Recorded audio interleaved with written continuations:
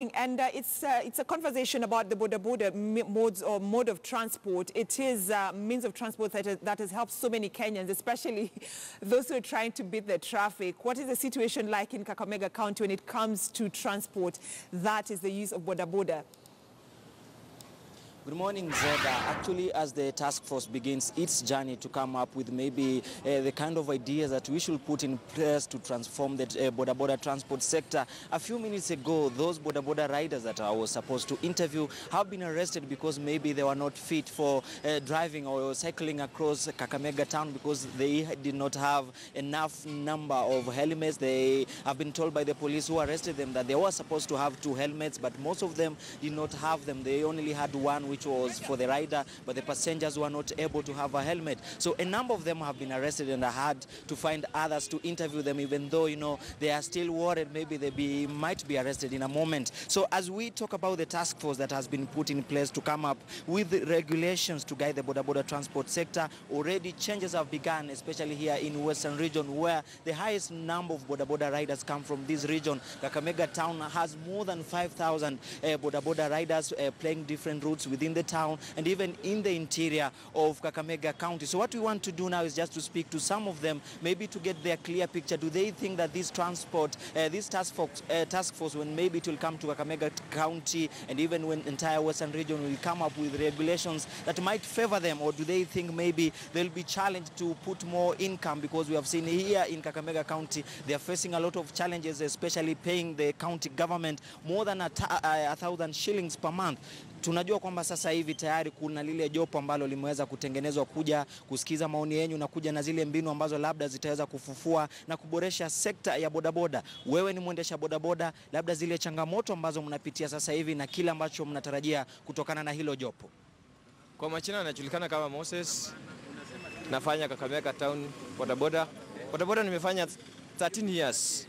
Na nashukuru serikali kwa kuleta hiyo mikakati yao ya kupunguza accident ambazo zinatokana na pikipiki, na sisi tumefurahi sana, lakini tunaomba government ya leo, government mtupatie mta ya kutengeneza vitu ambazo mmesema, lakini kitu ambayo inatushtua sisi ni kusema mnaenda kukaa muamue kitu ambayo mtafanyia watu wa bodaboda. Watu wa bodaboda imeachiri watu wengi sana. Kama mimi mali nika hapa, niko na vitu zangu ambaye naweza tafuta kazi. Hata kazi ya account imetokea juzi, nimeapply, nimeuma nje. So mambo ya government kutuambia wanaenda kutupangia hiyo mambo, wataanza kuleta mambo ya uhalifu itakuwa wingi sana, especially sasa wakichukua kama motorbike waanze kutufuruta wakitupeleka huku. Ukikaa huko nyumbani ndio utaanza kurukaruka na watoto wa shule hao, utapata sasa hata huna mwelekeo. So tunaomba government, please mlete kitu ambayo mtajua sisi tutavote, si hata kuleta kitu ambayo mtajua kwamba itatusumbua sisi, kwa sababu tuko na vitu mingi ambazo tuko nazo ambayo tukaa nazo tukitumia pikipiki. Kama wewe mwendesha bodaboda, unatarajia kwamba hiyo task force itaweza kuleta mabadiliko gani, na unatarajia labda katika yale mapendekezo yao ni kitu gani ambacho watawafanyia nyinyi watu wa bodaboda ili labda ule utendakazi wenyu uwe bora zaidi? Sisi tunaomba system ambayo watakuja nayo ikuwe system ya kutusaidia, isikuwe system ya kutuumiza, kwa sababu vile wanasema wanaenda kukaa kwanza kikao, mambo yenye wanakuja nayo tunaona kama si mzuri. Serikali yetu sisi tunaijua, lakini tunaomba wakuja na system ambayo itatusaidia, wasikuja na system ambayo itatuumiza, kwa sababu ikituumiza tukiaje hii mapikipiki tutakuwa wahalifu wengi sana. Majanga ataendelea kuwa na kasi mingi sana ya kushika watu, hiyo seli yao itachaa excess. Na Musa, kabla uendelee, nimeona baadhi ya waendesha bodaboda wamekamatwa muda mfupi ambao umepita. Labda ni changamoto gani ambazo nyinyi mnapitia kama wana bodaboda na ambazo mtakuwa mnaiambia ile tume iweze kushughulikia? Kwa sasa government imesema imetupatia miezi 2. Lakini hivi sasa tunavyoongea hivi kuna pika hapo ya Bulaka imebeba watu zaidi ya 100. Inashuka kwa stage, inasema kama una helmet 2, wewe hata saa nyingine si mwendeshaji wa pikipiki. Maybe unafunga simiti, lakini unapata wanakuangukia, wanasema wewe twende bila una helmet 2. Sasa nitachukua helmet nivae cement.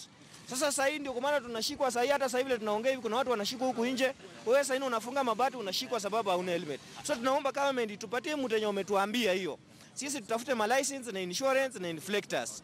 Hiyo ndio itakuwa sawa. Asante sana. Baadhi, na mwacha nizungumze na mwingine, kuna lile jopo ambalo limeanzishwa linatarajia kuchunguza sekta usafiri wa bodaboda na kukuja na zile njia ambazo labda zitafanya abiria wenyu wawe salama, nyinyi utendakazi wenyu uwe bora na pia tupunguze ajali. Unadhani kwamba labda uendesha pikipiki kwa muda mrefu mmechukuliwa kwa ule upande wa mabaya na pia ajali zimeongezeka? Je, nyinyi ndio mnasababisha zile ajali? Sasa kwa majina naitwa Ochango Jacob. Mimi ni mwana bodaboda na nimefanya kwa miaka karibu 10.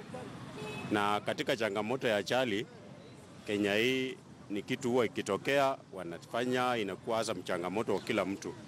Wanapofanya ajali ni magari na baadaye wanarudisha kwa mwana bodaboda. Na uhalifu Kenya, mwana bodaboda akikosa kazi, uhalifu inaenda kuwa mingi.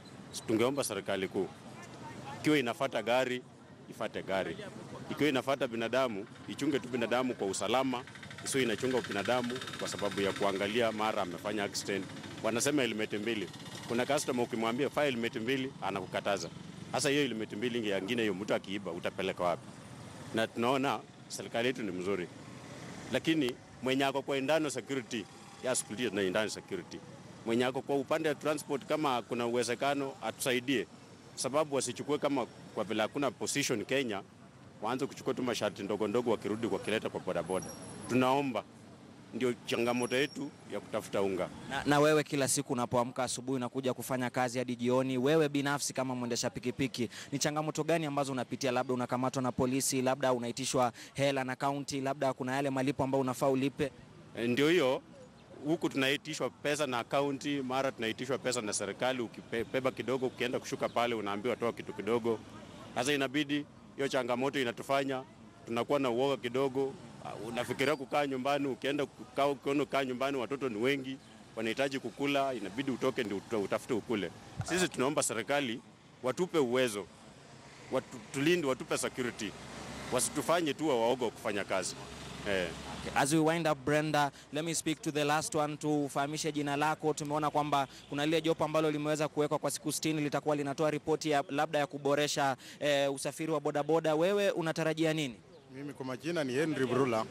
Changamoto yenye tumeona hapa sana tumekaa town kwa hofu. Na hii ndio labda jua gari yenye tunafanya. Ukienda kwa makastoma wengine hawataki kofia. Ukienda kwa makastoma wengine hawana pesa. Sasa hii ni serikali ingetufanyia mchango, labda itupeleke kwa shule ya kutafuta license. Lakini si wewe binafsi ndo unafaa ujilipie kwenda kujifunza uendeshaji wa pikipiki. Kwa hivyo kile unachomaanisha kwamba wengi ambao wanaendesha pikipiki hawajasomea hiyo kazi, na ile task force ikija iseme lazima uwe umesomea, wewe utafanya nini? Hapo naweza omba serikali itupee muda ndio tujipange.